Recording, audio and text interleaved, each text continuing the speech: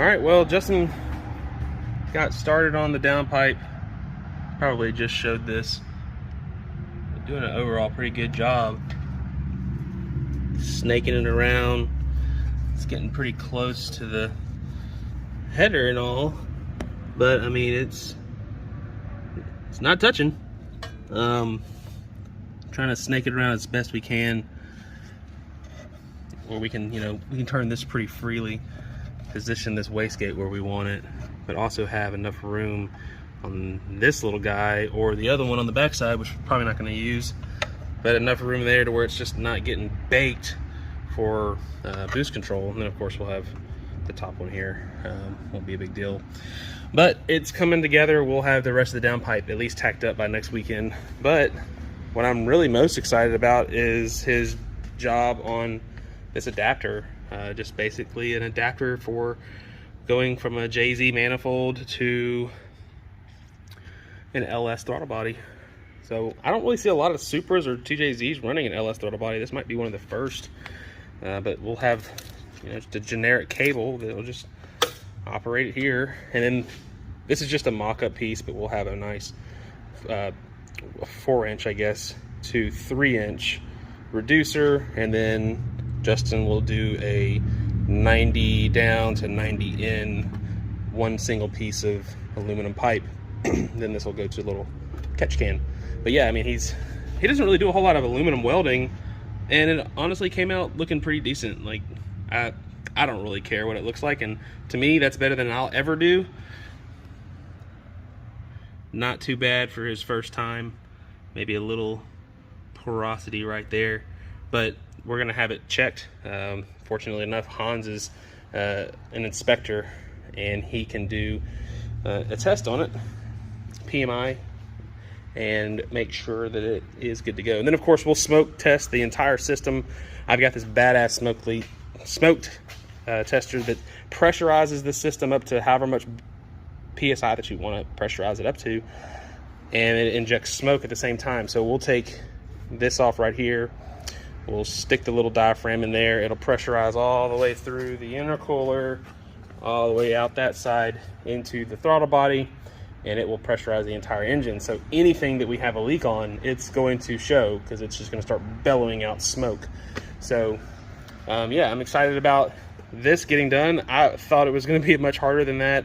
Justin reassured me that it wasn't.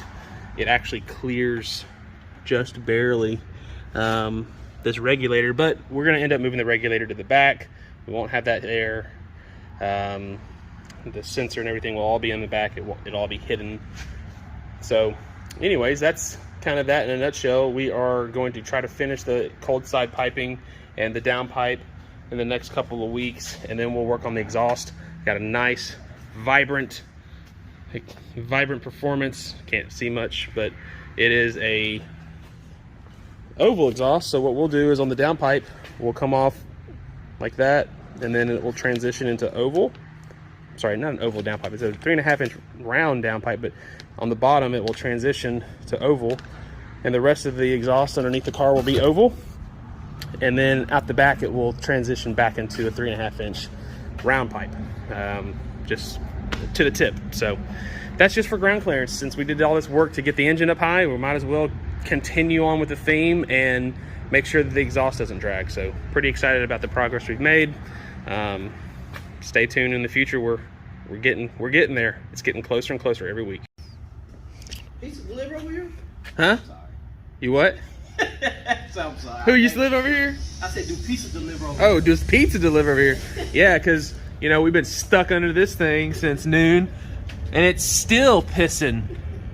It's still pissing. Oh no. What are you doing? You're replacing all your solenoids? Yep. So Corey's replacing all the solenoids in his E90. He said it was falling out of gear. So he's gonna throw them in there and throw it back up and give the E90 the sauce. Hopefully. The sauce boss. Yes, sir. So back to this thing. So a little lackluster. I didn't really film a whole lot of it. It's just me and the guys here today, and Justin's not here for me to film him doing this. Miss you, Justin. But I thought that I was gonna have to do like a 90 and make it come straight, and then a 90 down, and then another 90 down. But this actually worked out even better. I just took that elbow, I cut it a little bit to bring it further in so it's not touching the radiator, which it just barely clears, which it's kind of hard to see, but it does not touch. It looks like it's touching, but it's not. Oh, there you go. Yeah, it's not touching.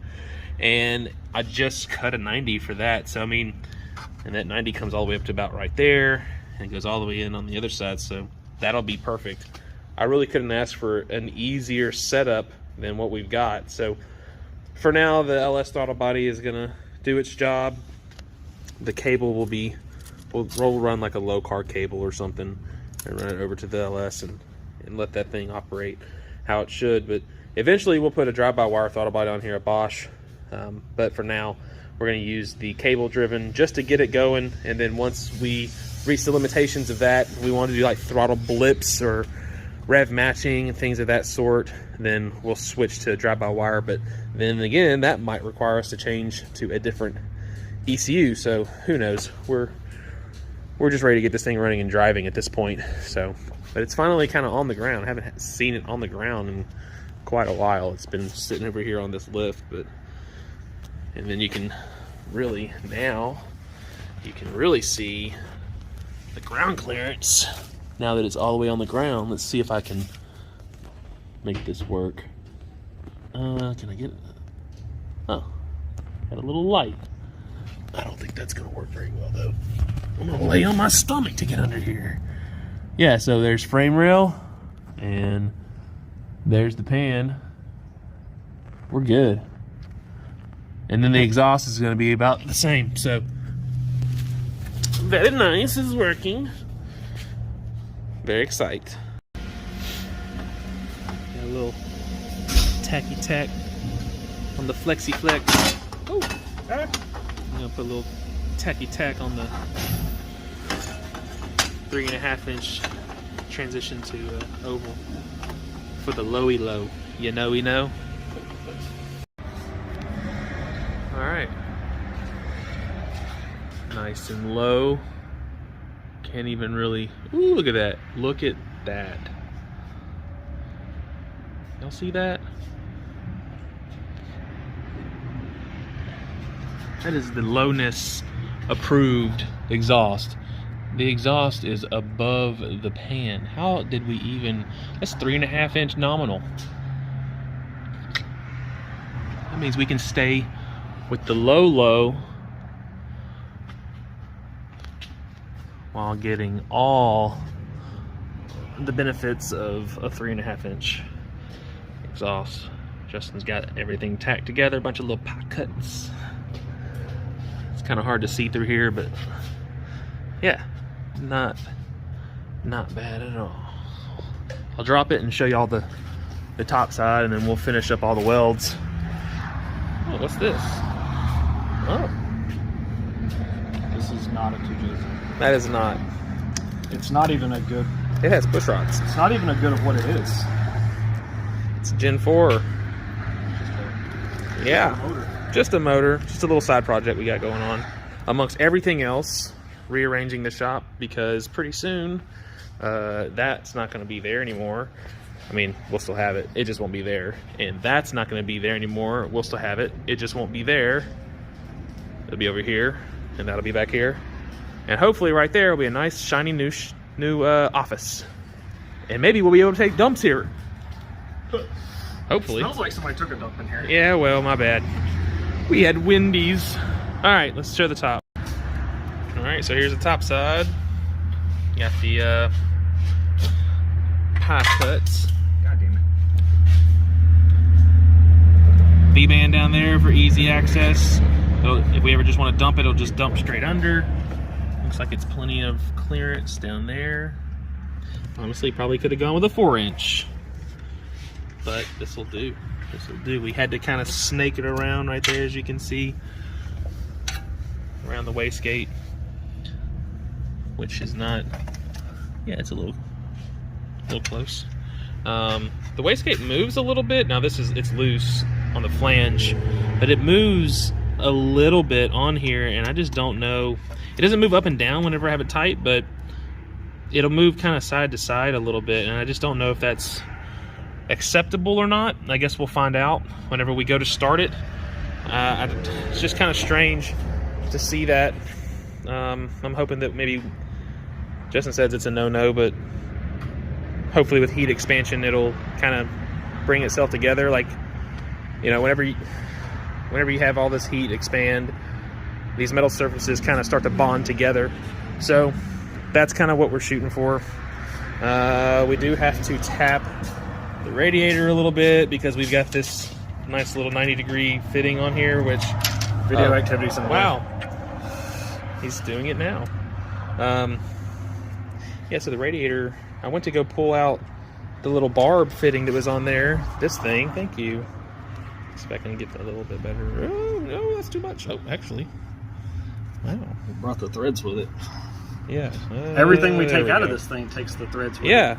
So this like super flimsy and just, I don't understand what was going on here. Of course, I had the hardest time getting it out, as you can see by the jaw marks. But yeah, it just kind of ripped the threads out.